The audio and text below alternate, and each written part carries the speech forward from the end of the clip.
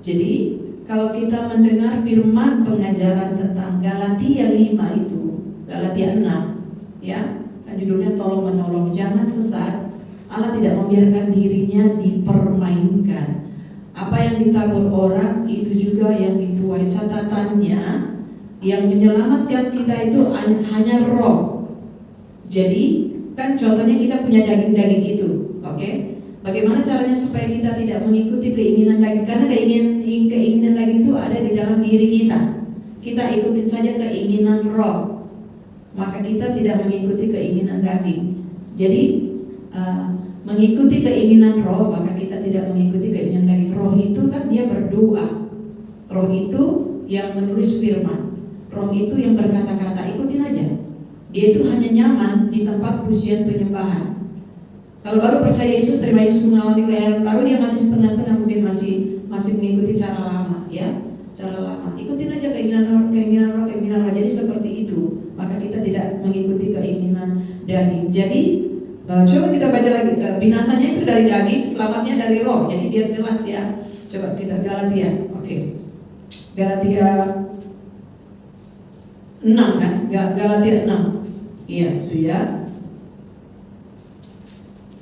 Galatia 6 ayat 8 kan judulnya kan saling membantulah kamu. Nah ini ya, saling membantulah kamu, ya kan? Kalau jemaat sudah mendengar firman, ya kan kita harus berbuat baik. Dari awal menjadi jemaat harus berbuat baik dulu, ya kan kita manusia sudah diselamatkan, menabur yang baik dulu supaya nanti bisa menuai. Di situ dikatakan ayat 8, sebab barang siapa menabur dalam dagingnya, kan ia akan menuai kebinasaan dari dagingnya, bukan dari bolis kan? Memang bolis itu, daging itu yang memang bolis. Tapi jangan lupa saudara sudah punya roh Allah. Yohanes 1 ayat 12, saudara yang percaya menerima Yesus, saudara diberi kuasa menjadi anak Allah.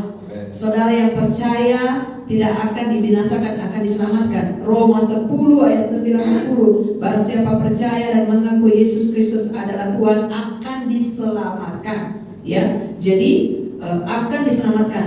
1 Yohanes 4, roh yang ada di dalam kamu lebih besar daripada roh yang ada di dunia. Jadi kenapa kita harus mengalami kelahiran baru? Supaya kita ini sah menjadi anak Allah, diberi kuasa untuk menjadi anak Allah, untuk mengalahkan dosa, mengalahkan setan, mengalahkan sakit penyakit, mengalahkan daging. Ya, jadi daging itu kan roh itu kan contohnya dia roh apa ya? Itu kan di Galatia 5 di situ kan perbuatan daging itu roh percabulan, kecemaran, hawa nafsu, itu semua ada di dalam manusia sejak dia lahir, sejak dia ada di kandungan ibu. Makanya dia harus lahir baru kembali supaya dia benar-benar rohnya baru dan dia punya kuasa. Untuk punya kuasa itu kan dia harus berkejar Tuhan, kejar ibadah, kejar doa, bersekutu dengan firman Tuhan. Jangan melayani. Banyak orang dia udah percaya terima Yesus, dia mau bersaksi melayani, tidak perlu melayani. Anda harus bangun rumahmu dulu, bangun basicnya dulu, gitu ya. Kan saya tidak melayani dulu bertahun-tahun, gitu ya, lebih dari 10 tahun gitu, ya saya. Bahkan saya tidak pernah berkhotbah gitu. Itu pun kecuali disuruh, saya ingat saya disuruh bawa firman Tuhan di Bukit Doa. Prigen pernah ya, saya ingat temanya Tuhan kasih kesetiaan. Saya pernah preaching di sekolah 1 kali, gitu ya, sama sharing-sharing sedikit lah gitu. Enggak yang seperti ini.